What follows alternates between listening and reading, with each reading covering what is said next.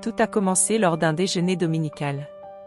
C'était une journée ordinaire, un de ces jours où l'on s'inquiète plus du menu et de la réussite du dessert qu'autre chose.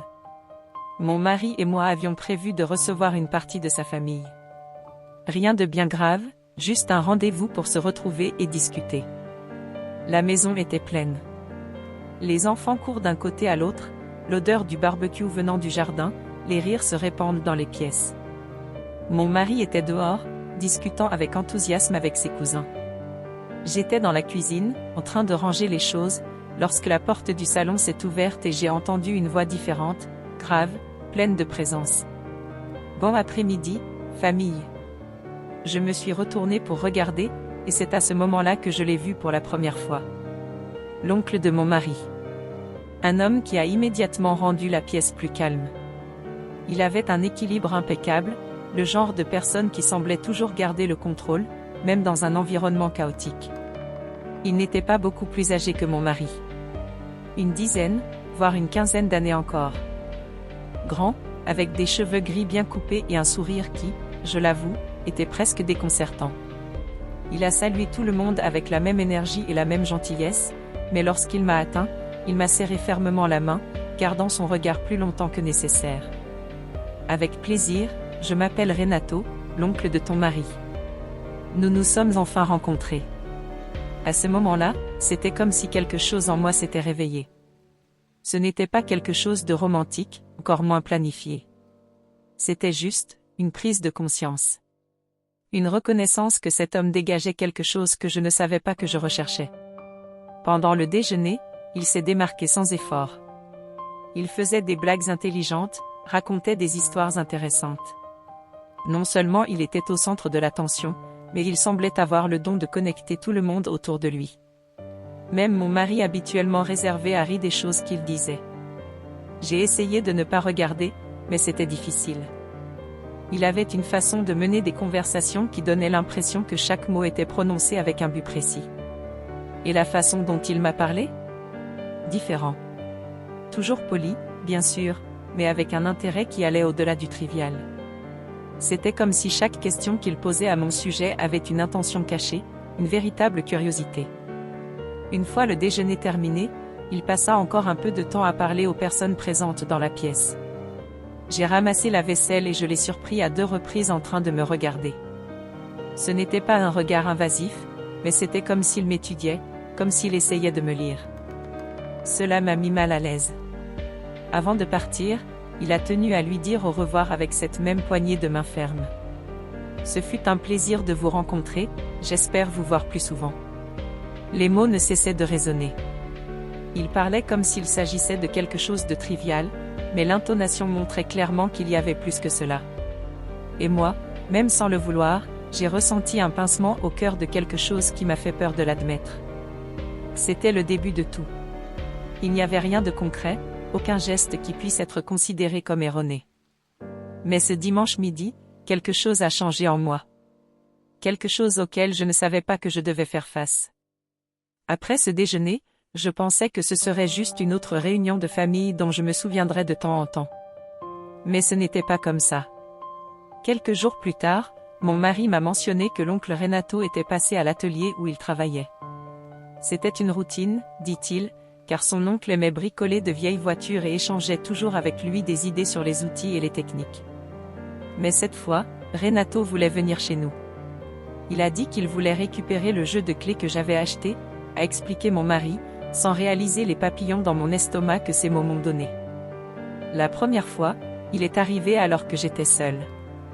Mon mari était sorti pour gérer quelque chose et je finissais de nettoyer la cuisine.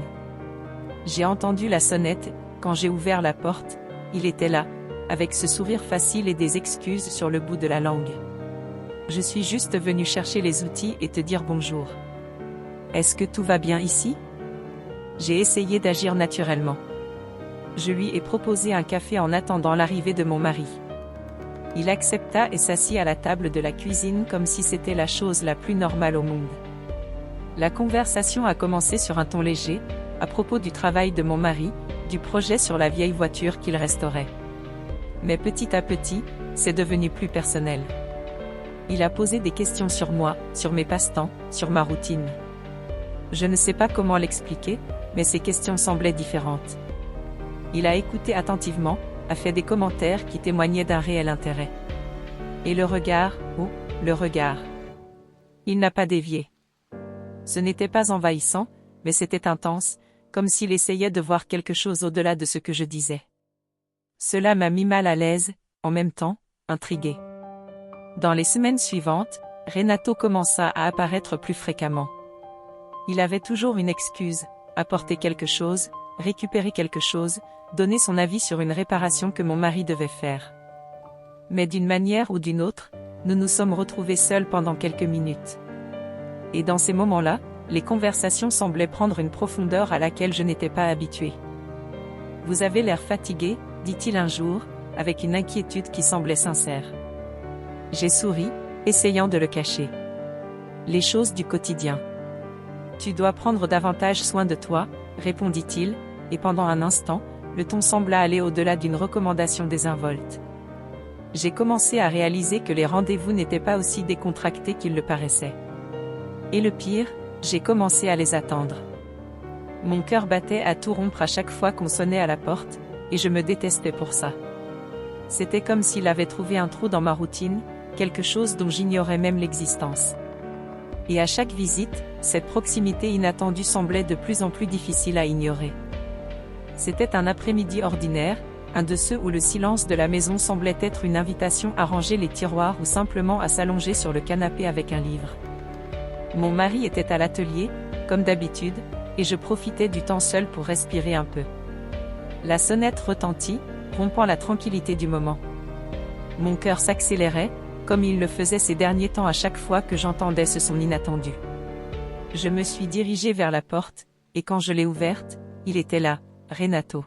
« J'ai apporté ça ici pour votre mari », dit-il en brandissant un sac contenant des outils. « Mais apparemment, il n'est pas là, n'est-ce pas ?» Je secouai la tête. « Non, il est parti tôt aujourd'hui. Mais je vais le lui donner, pas de problème. » Il hésita un instant, comme s'il décidait de quelque chose. Et puis, avec ce sourire caractéristique, il a dit, « Puisque je suis là et que tu es seul, que penses-tu de venir prendre un café avec moi ? Je dois te remercier pour le café la dernière fois. » Je suis resté insensible pendant un moment. C'était quelque chose de si simple, de si innocent en surface, mais il y avait une énergie dans l'air qui rendait tout plus compliqué. J'ai pensé à refuser, mais les mots ne sont pas sortis. Au fond, je savais que ce n'était pas seulement le café qui me faisait hésiter, mais aussi ce que cette invitation pouvait signifier. « C'est rapide, promis. Je connais un super endroit à proximité, » insista-t-il, sentant mon hésitation. J'ai fini par céder, plus pour éviter de prolonger ce moment inconfortable que par ma propre volonté. Du moins, c'est ce que je me suis dit. J'ai attrapé mon sac, verrouillé la portière et suis monté dans sa voiture. En chemin, il discutait de manière détendue, comme si nous étions deux connaissances profitant d'un après-midi paisible. Mais à chaque tournant, la tension en moi grandissait. Je savais que je franchissais une ligne invisible, même si techniquement je ne faisais rien de mal. Le café était petit et confortable, avec des tables en bois et un arôme qui remplissait la pièce. Nous nous sommes assis dans un coin plus privé et il a commandé 2 expressos avant même que je dise ce que je voulais. La conversation a commencé sur un ton léger, sur les films et les voyages, mais a progressivement changé de ton.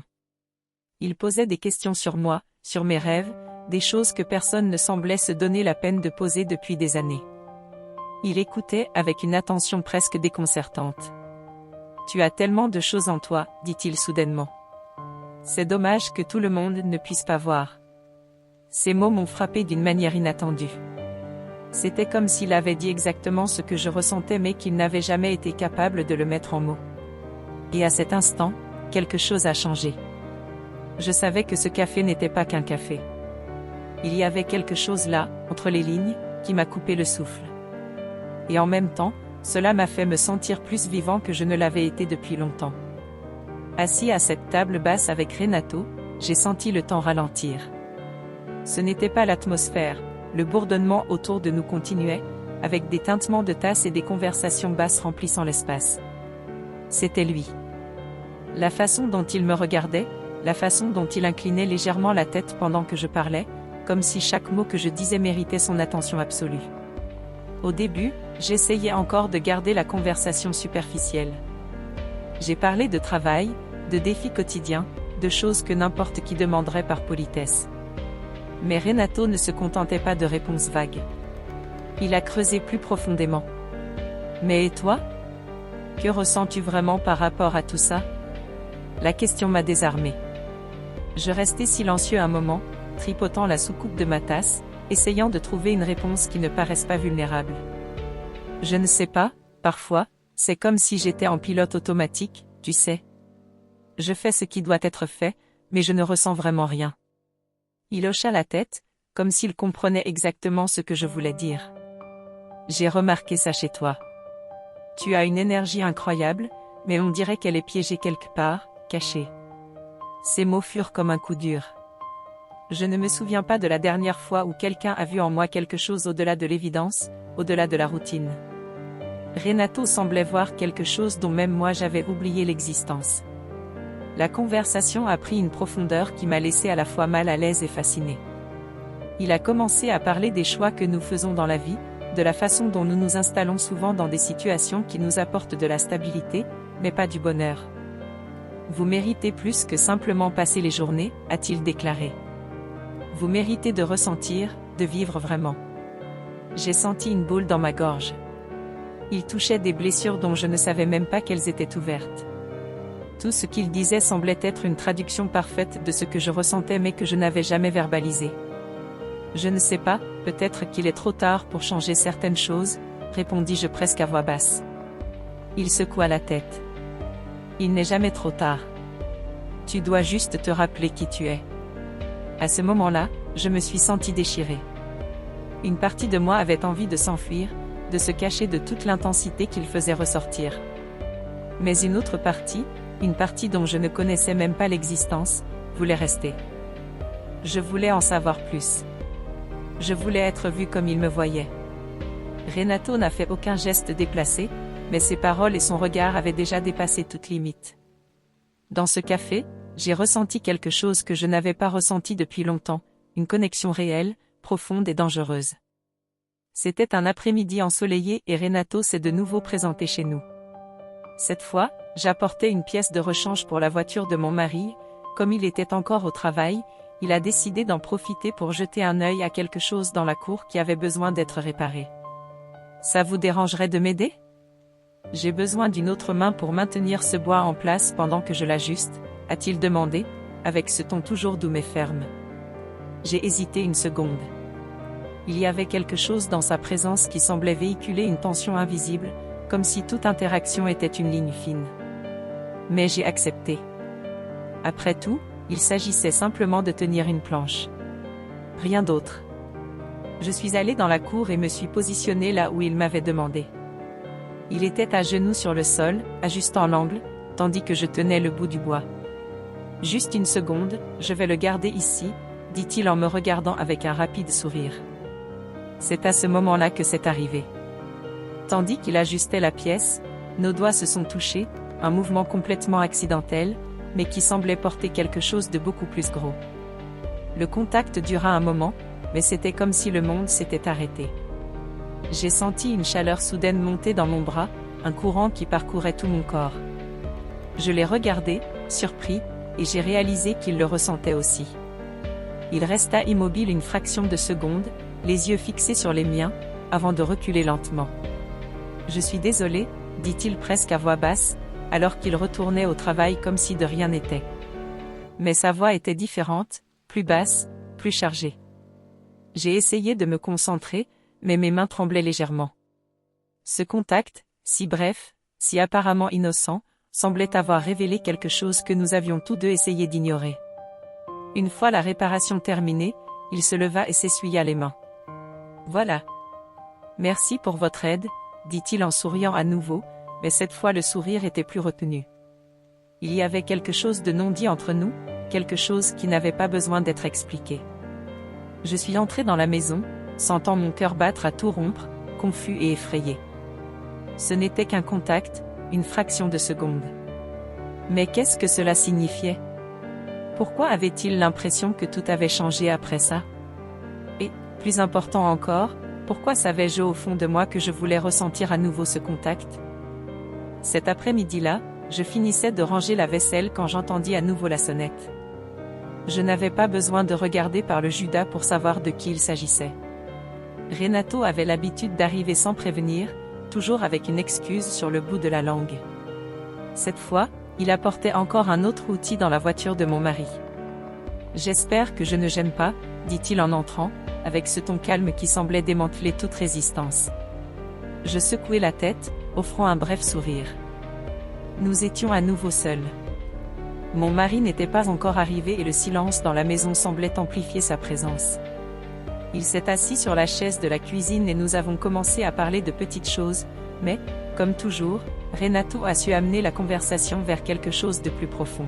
« Vous semblez inquiet », observa-t-il après un bref silence. « Tout va bien ?» J'ai hésité, tripotant la tasse de café que j'avais posée devant moi. Je voulais dire que tout allait bien, que j'étais juste fatigué, mais, pour la première fois, les mots sont venus différemment. C'était peut-être son attention, la façon dont il semblait vraiment écouter, mais je me suis retrouvée à avouer des choses que je n'avais jamais dites à haute voix. Je ne sais pas, Renato, parfois je me sens seule, même quand je ne le suis pas.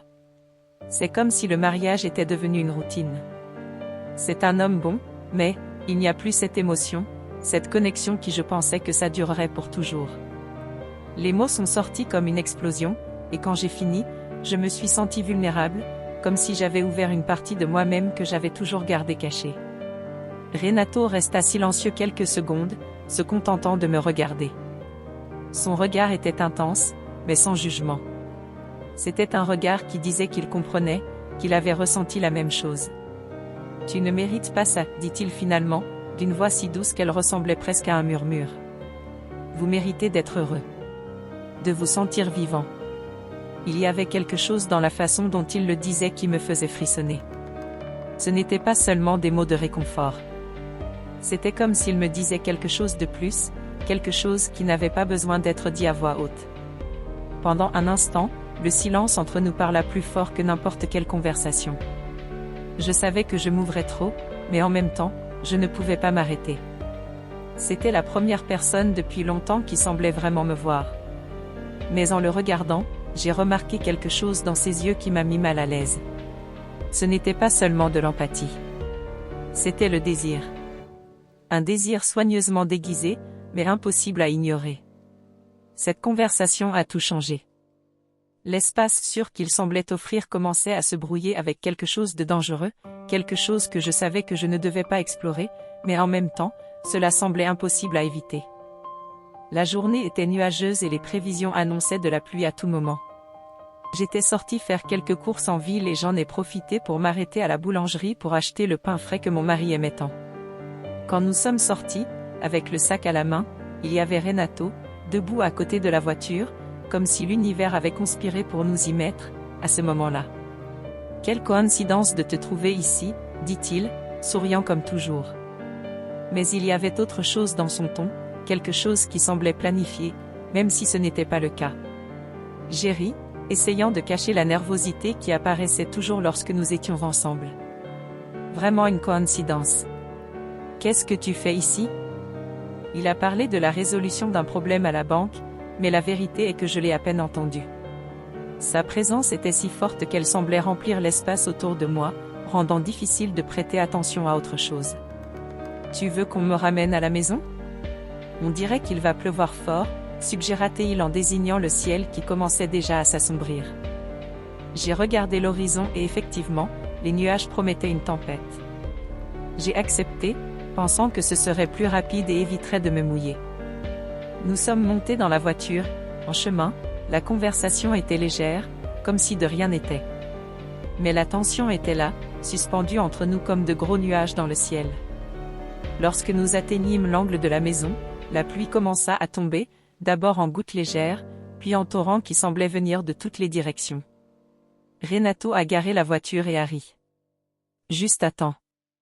Je suppose que je vais devoir courir jusqu'à ta porte. » Nous sommes sortis de la voiture en riant de la situation, alors que nous courions vers le porche, nous avons été plus mouillés que prévu. J'essayais de m'essuyer le visage avec ma main quand je me tournais pour le remercier pour le trajet. Et c'est à ce moment-là que c'est arrivé. Il était plus proche que je ne l'imaginais, si proche que je pouvais voir les gouttes de pluie couler sur son visage, ses yeux fixés sur les miens. Il n'y a eu aucun avertissement, aucun mot. Il s'est juste penché et m'a embrassé. C'était rapide et inattendu, mais l'intensité de ce baiser m'a coupé le souffle.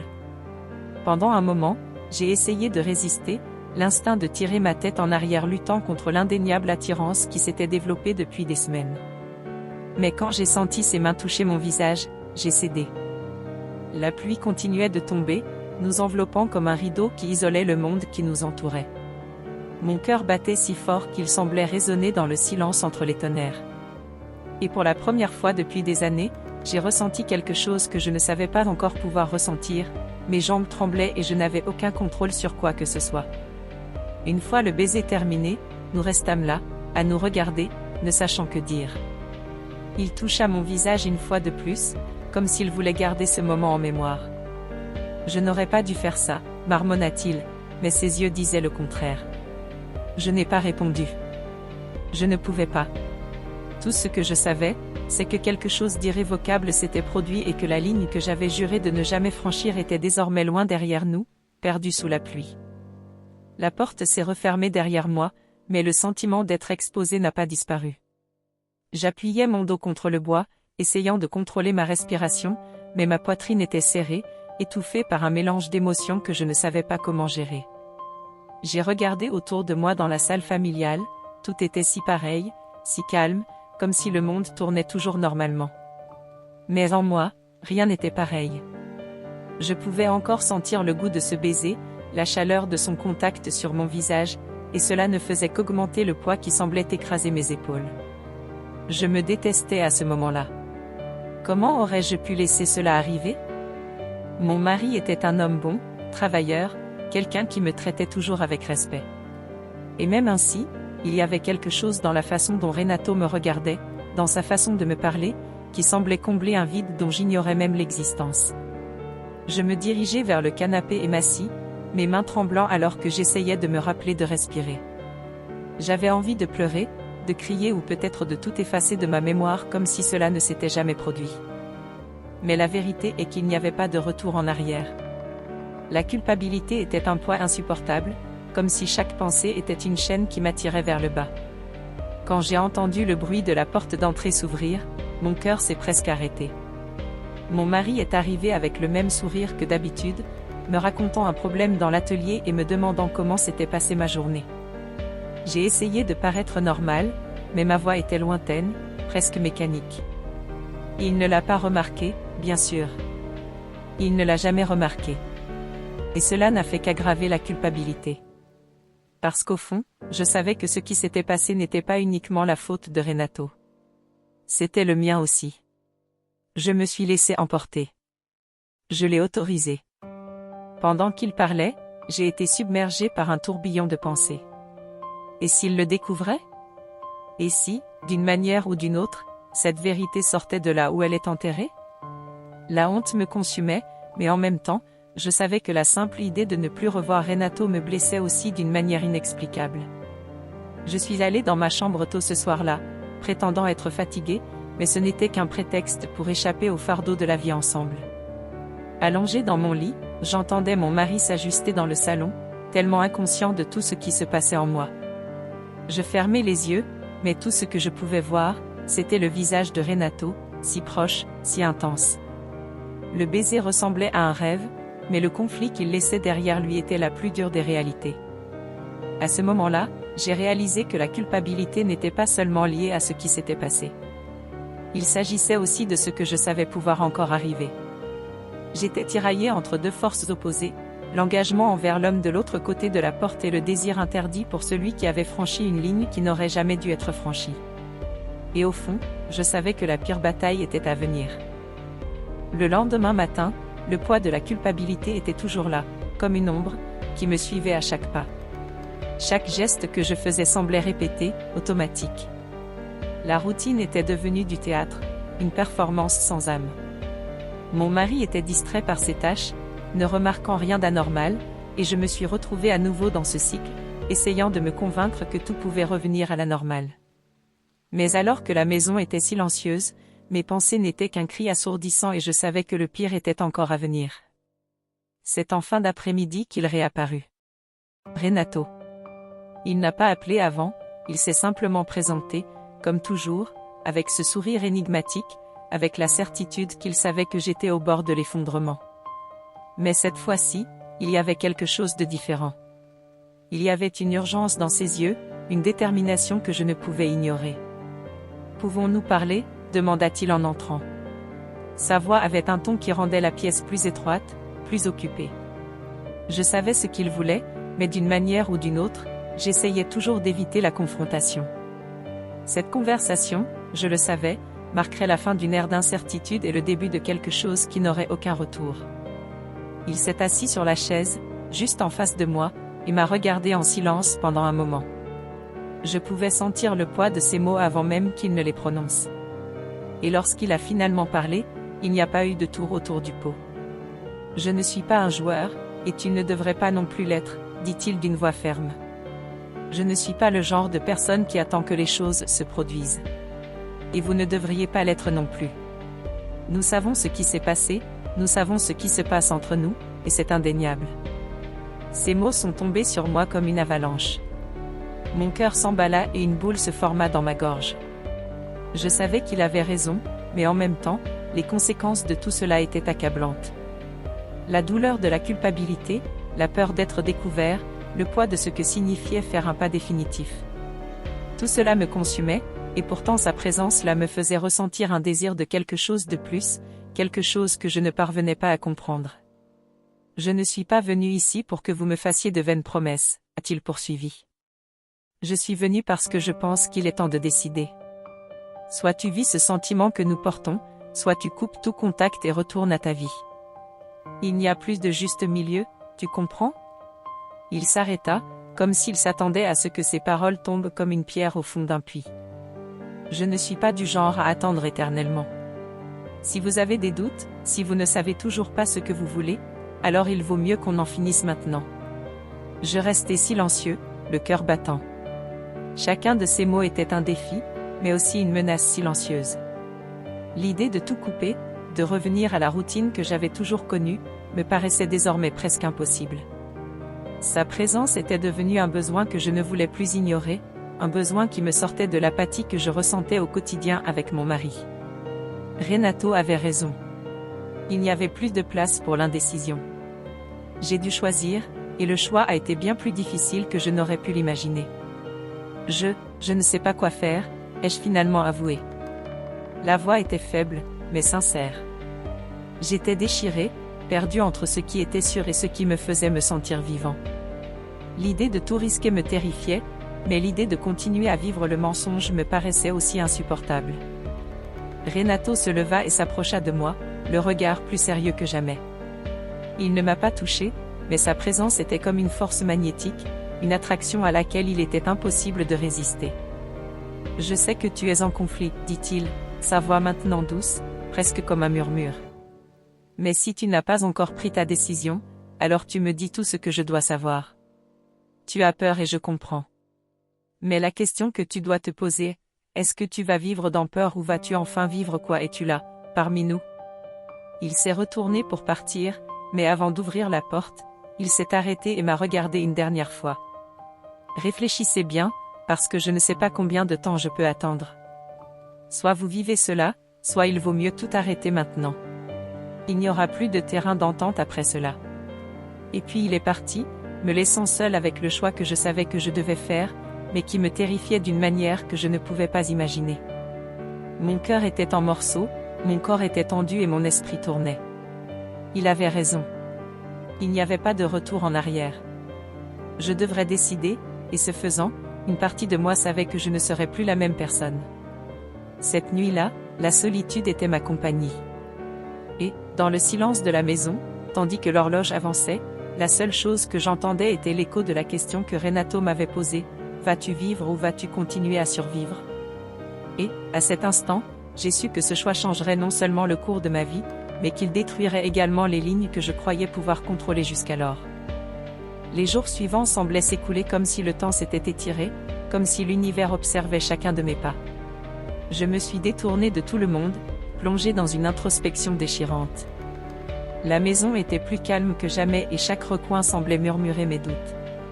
Même si j'essayais de m'occuper l'esprit avec les tâches ménagères ou même avec des conversations informelles avec mon mari, tout semblait vide, comme si le monde extérieur n'avait plus de sens. Je ne pouvais pas le regarder de la même façon. Lui, qui a toujours été mon compagnon, mon partenaire. Mais maintenant, tout semblait si lointain, si sans vie. Je considérais mon mari avec affection, certes, mais aussi avec un sentiment croissant de détachement. Il ne savait pas ce qui se passait en moi et je ne savais plus ce qui se passait en lui. Le mari attentionné, l'homme que j'avais promis d'aimer pour toujours, était désormais une figure qui me causait plus de culpabilité que de réconfort. L'amour entre nous semblait comme une ombre lointaine, un souvenir que je ne parvenais plus à atteindre. Mais d'un autre côté, la présence de Renato m'appelait, m'interpellait. Il était toujours là, dans mon esprit, chaque mot, chaque geste, chaque contact. Le baiser sous la pluie, la décision qu'il m'a imposée, tout cela brûlait en moi, m'entraînant vers un endroit où il n'y avait pas de retour. Le désir qu'il a éveillé en moi n'était pas seulement physique, c'était quelque chose de profond, quelque chose dont je n'avais jamais soupçonné l'existence. La façon dont il m'a fait me sentir vivant, désiré, important. Je ne pouvais plus l'ignorer. Pendant des jours, je n'ai pu prendre aucune décision. La peur de la perte, la peur de la douleur, la peur de la suite, tout cela m'a paralysé. Le poids de la culpabilité était écrasant. La nuit, je m'asseyais sur le bord du lit, regardant mon mari endormi, sa respiration calme et paisible, et je me demandais, puis-je encore rentrer? Y a-t-il encore de la place pour que je sois la femme qu'il mérite? Mais en même temps, il y avait une voix en moi qui me disait que je devais agir. L'indécision, la passivité, tout cela me consumait. Je laissais la peur prendre le dessus, laissant la culpabilité m'enfermer dans un endroit où je ne savais plus qui j'étais. C'est le 3e soir, après la dernière conversation avec Renato, que j'ai pris une décision. La maison était sombre, à l'exception de la douce lumière de la lampe située dans un coin de la pièce. Mon mari était dans la cuisine, distrait par son café, inconscient de l'agitation qui m'habitait. Je savais que je ne pouvais plus vivre dans cette incertitude. Il fallait que je choisisse. Il me fallait, une fois pour toutes, définir ce qui était le plus important. Je suis allée au téléphone. Le son de l'appareil semblait résonner dans mes oreilles. C'était la dernière étape. Le dernier acte avant que tout ne se transforme en quelque chose d'irréversible. J'ai pris une profonde inspiration et j'ai composé le numéro de Renato. Le son de chaque frappe semblait plus fort qu'il ne l'était en réalité.